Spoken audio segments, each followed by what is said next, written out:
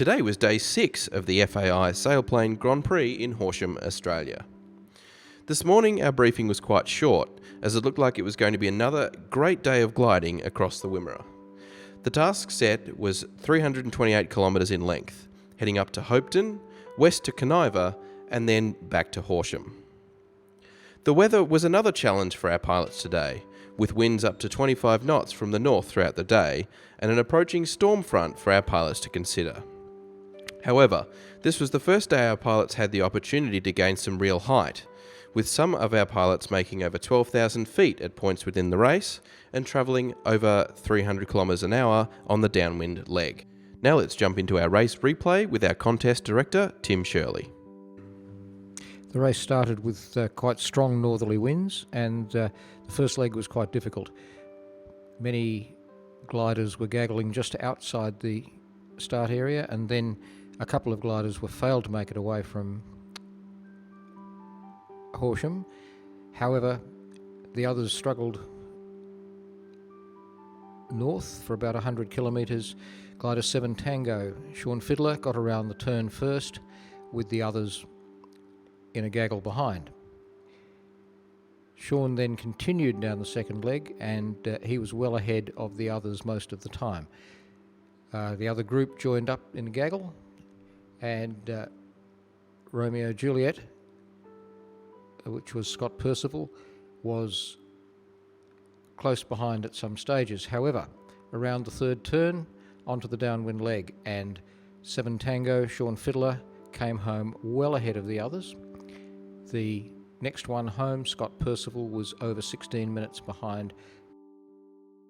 As we saw, the winner of the day was Sean Fiddler, with Scott Percival taking second place and Mark Tingy coming in third. Tim sat down with Sean to find out more about his decisive win today. Well, congratulations. You did a great job today. Thank you, Tim. Thanks. Could you explain a little about what tactics you used to achieve such a good result? Yeah, so before the start, I ran up course a few times. Obviously, we had that kind of overcast crud coming in, and I wanted to get a feel for the strengths of the climbs at different altitudes, and if there was any shear that caused a weak spot. And in 4,000 it was very difficult to get through. And so obviously we started at 4,000, and on the first run I got down to about 2,800, but I was abreast of a group and used them for the first climb. And then on the second climb I started to sort of creep out about a mile or two, hoping to find something. And I think it took 1 or 2 cycles, and I finally hooked into something and got up, and then went out and found another good climb and didn't get below 4,500 on that run, and they sunk below. And so the next time we came together, that group fell more and more behind as they were struggling to chase me, and I was pushing them down through 4,000. And so that opened up the door on those guys, but that was only 3 or 4 gliders. And in my mind, you know, Mark, Tingy, and Peter and all the guys had gone up the left route, which had more sun and were long gone. So then we got into these lenticular clouds that were about halfway up the first leg, and I got some really strong climbs out of those, well upwind of the lenticular. So the wind was out of the northwest, and they were lined up perpendicular pretty much. And I think I hit some of that where I was running for a long time, and then found the core, and that got me up to about 8,000. And I never saw anybody again after that, with the exception of middle of the second leg, as I was just about to get into the cumulus cloud that looked pretty good up there.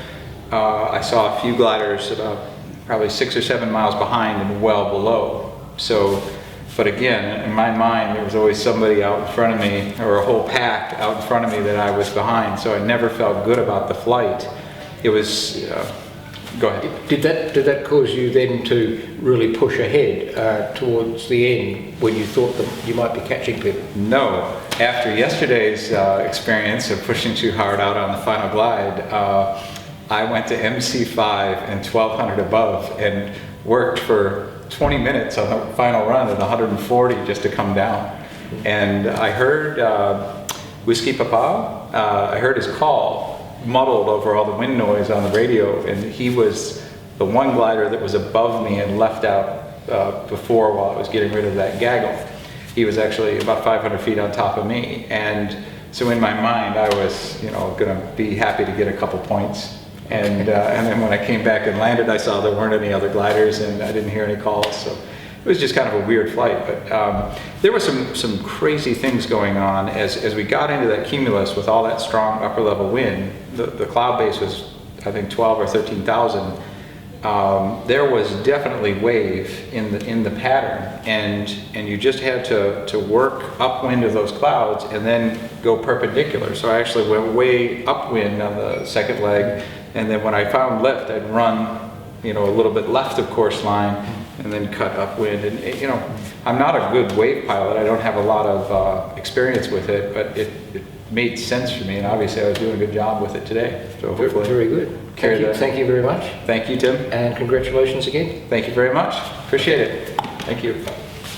As always, thanks to all of our sponsors for assisting us in making this event possible, and we'll see you tomorrow for the final day of the Sailplane Grand Prix here at Horsham.